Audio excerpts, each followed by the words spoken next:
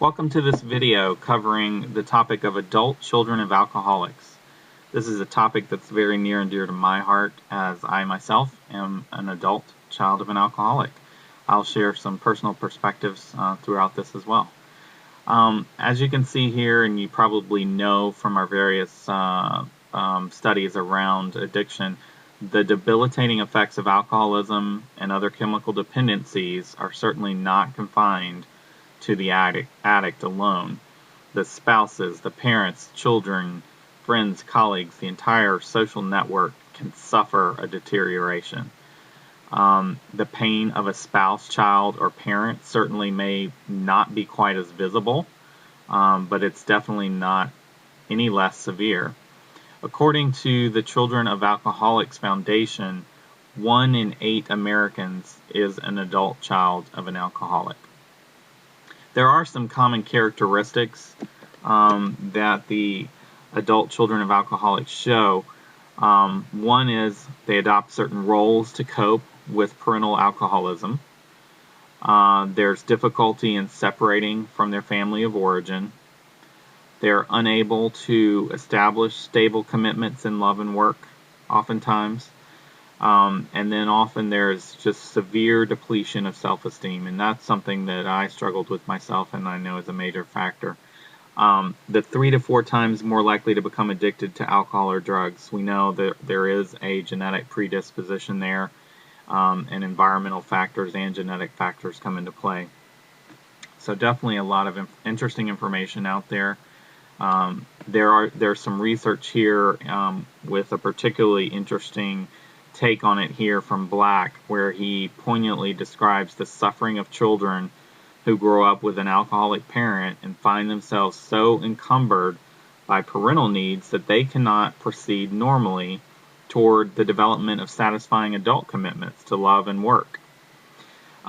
Just to give you some examples and how I can relate to some of this as well, I definitely have struggled in my early adulthood, especially with trust issues, with building self-esteem, codependency in my relationships.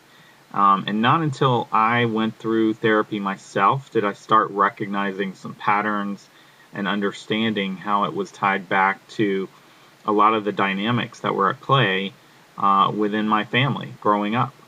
So it's very important for the adult children of alcoholics to reach out, whether it be through support networks, through therapy, through 12-step programs, to really work on the issues that they have that could still be impacting their current day lives.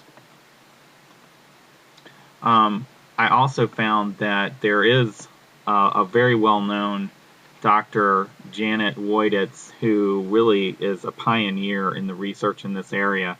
So I would be remiss if I didn't share some of her information. And so I wanted to play the video here where she goes over some very interesting things about adult children of alcoholics.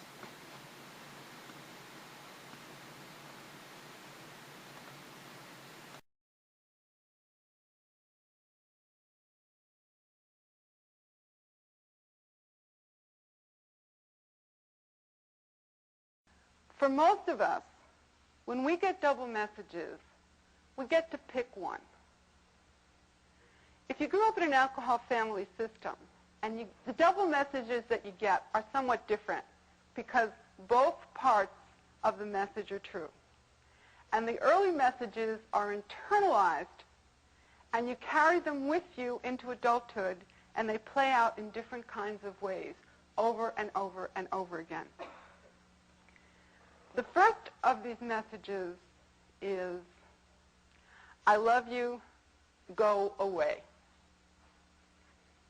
You knew somehow that your parent loved you, just because they were alcoholic or just because they were addicted to the alcoholic. And I'm never really sure who causes the most distress in children, whether it's the alcoholic or the codependent. I've never been really able to figure that one out. But the message that the child gets from both parents is, I love you, go away. The go away part relates to, I don't have the time or the energy to give you what you need. Now, what happens when you grow up with this as your messages? What happens as an adult is that this is the way that you understand love.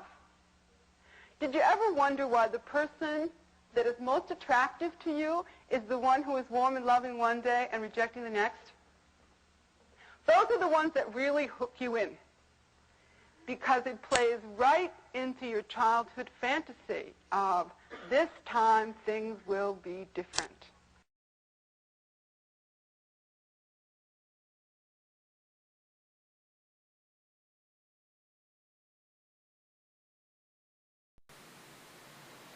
An important organization for adult children of alcoholics is the Adult Children of Alcoholics World Service Organization.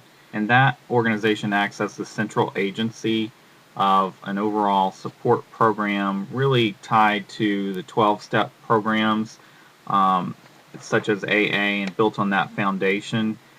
They see themselves as a recovery program for adults whose lives were affected as a result of being raised in an alcoholic or other dysfunctional family. It's definitely based on the success of AA. They carry the 12 steps, the traditions, the promises. So I wanted to outline the promises for you here, and I think these are pretty compelling to at least review these. Number one is we will discover our real identities by loving and accepting ourselves. Number two, our self-esteem will increase as we give ourselves approval on a daily basis. Number three, fear of authority figures and the need to people please will leave us. That is something that I've struggled with, definitely, the people please nature, wanting to seek that approval. Number four, our ability to share intimacy will grow inside us. Number five, as we face our abandonment issues, we will be attracted by strengths and become more tolerant of weaknesses. Number six, we will enjoy feeling stable, peaceful, and financially secure. Number seven, we will learn how to play and have fun in our lives. Number eight, we will choose to love people who can love and be responsible for themselves. That was a big one for me personally, having gone through some codependent relationships with some folks who broke my trust and really damaged things for me. So that's a biggie. Number nine, healthy boundaries and limits will become easier for us to set. Number 10, fears of failures and success will leave us as we intuitively make healthier choices. Number 11, with help from our ACA support group, we will slowly release our dysfunctional behaviors. And number 12, gradually, with our higher powers' help, we learn to expect the best and get it. So you can see there is that spiritual element that really originates from the Alcoholics Anonymous founders and the foundation of that program. I also wanted to share the information just overall from a mutual help group benefits standpoint with studies that have been done and research that's out there. The mutual help groups or the 12-step programs are found to enhance three types of perceived benefits from problems. Those are improved relations with others, a change in life philosophy, and an improved self-concept. So whereas the first type is tied to giving and receiving social support, the second and third types are linked with changes in identity and status-related perceptions. As participants experience the benefits of mutual help group involvement, they come to realize that these changes would not have been possible if they had not, first experienced the problem, worked through it with the group, and with this recognition, then participants actually can attribute benefits to those problems and things that they've learned from their initial problems and issues. J and L Friel's research also shows a model for the inner child stages, which I think is important for those of us suffering as adult children of alcoholics. There are different stages that you can go through to tap into your inner child and try to, have some healing take place. These different stages for the process are: number one, you have to identify the things you have been through as a child. Number two, you must experience your feelings concerning these things. It is not enough to just talk about them. Number three, you have to really feel these feelings, which means that you have to make them as strong as they were when that situation occurred. So for me, I had some, violent things that were attributed to my mother's alcoholism, and so it's stepping back into that time when I was 8 years old and really experiencing that and working through it. Number four, you must share these feelings with other people. Obviously, that's very important to be able to express that and to gain insight from the interaction with others. Number five, you have to make a decision about your relationship with the person or persons who hurt you and are still hurting you. And number six, not until after these steps can you begin to recover and forgive. So some very powerful information there that I just wanted to share. Also, there is quite a bit of information around building self-esteem. And so let's hear a little bit more from Dr. Jan, as they call her, as she talks about building self-esteem.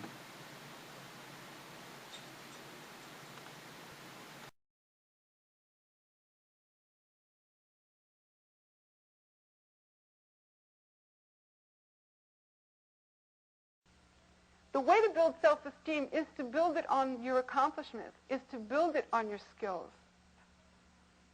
Take a moment and reflect back into your own childhood and think a little bit about the things that you were able to do, not whether or not you wanted to, but the things that you were able to accomplish as a child that other kids didn't accomplish. It's not unusual for an 8-year-old child to take over all the family responsibilities. It's not unusual for a 5-year-old to take care of younger siblings. These are skills. And you need to recognize that it may be at your stage of life. I mean, many of you have decided, I'm not going to get married. I'm not going to have kids. I did that. I did that as a kid. I don't want to do it now. But when you look at skills, skills are not roles. Be careful that you don't confuse them. You may not want to play the role of parent in your life now, but that doesn't mean that you don't have the skill to do it if you choose. And choice is what makes it different. In order to build self-esteem, you need to go back into that childhood and to become aware of how remarkable you were, how incredible it was, the way in which you learned to survive, the way in which you learned to cope, and the way in which you developed in ways that other children didn't. You need to be able to give yourself credit for that, rather than just experience the pain and the horror of the fact that you didn't choose to be born into that family. That is the way that you begin to build self-esteem, without being afraid of who you are, because most of you are really very special. People in your lives know that. You are the ones that don't know that.